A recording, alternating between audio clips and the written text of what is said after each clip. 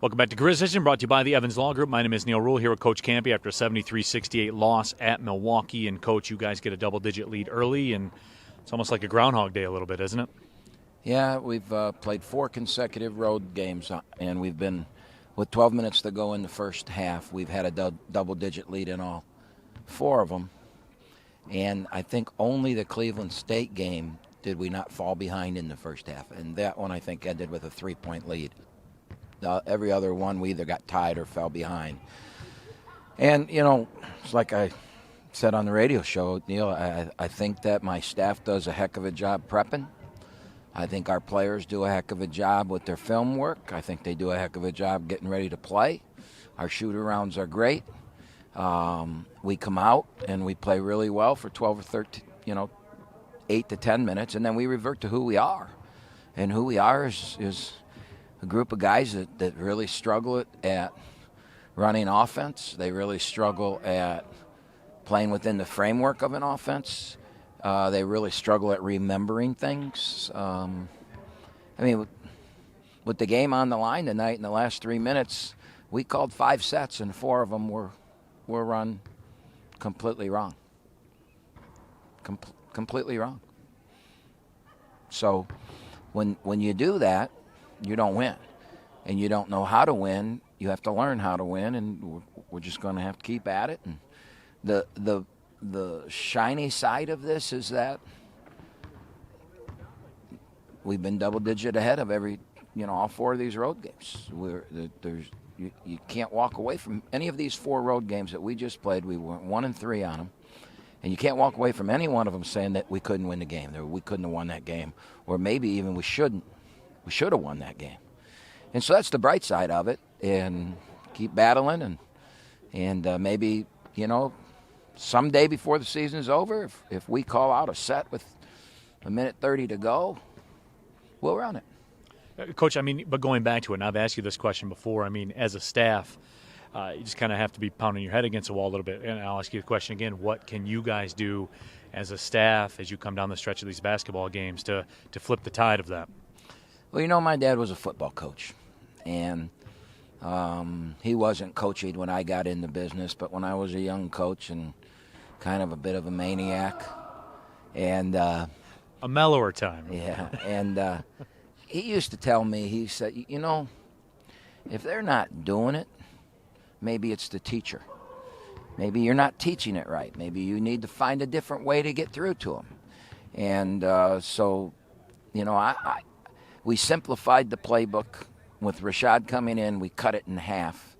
We walked through, you were at the practice yesterday, we walked through all 22 things, instead of 50, 22 things that we could do tonight. We walked through every one of them last night. Who should have the ball, who should do what, this is what we do. Today at the shoot-around, we walked through all the out-of-bounds plays. And we really struggled to do anything. But you know what? Despite all that, we have a chance to win. We missed 5 consecutive free throws, Neil. 5 consecutive free throws. We made 3, and then we missed 2 with the game on the line.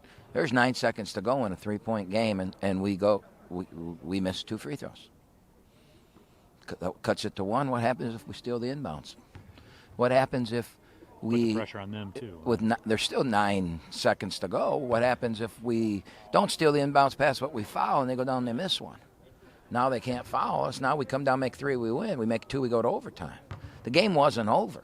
It's 3 points with 10 seconds to go, and we missed both free throws. We're 10 and 19 from the free throw line. We gave up a backdoor layup out of a timeout when we said, there's 2 minutes to go in the game, if we get 3 consecutive stops, we'll win the game. And that's what we do. The one thing that we look at this team that we can really do is we can guard. And we get stops. And they shot 41%, 24 from the 3. Neil, imagine what their field goal percentage would have been if they didn't get 18 offensive rebounds. Imagine what their field goal percent defense was against our set defense in the 20s at home. Right. But they got 18 offensive rebounds because we got guys that just refuse to check out. And it sounds like I'm throwing them under the bus. And I'm throwing myself under the bus because what I just said about my dad. Right. We work on it every day. We practice checking out, rebounding every day.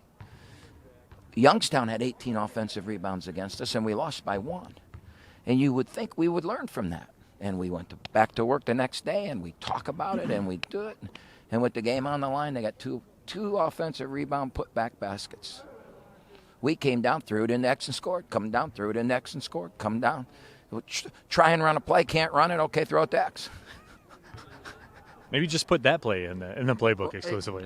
Kind of. That's how simple some of them are. I mean, when you hear us yell Boston, there's not a lot going down. We're clearing the basket and throwing it in the X and hoping he can make a play. And, you know, the real part of that isn't getting it into him. It's when it gets in there, what do we do? Because you have to have options for whatever if they double him, if they play him head up, if you're the guy that threw the ball in, where do you go?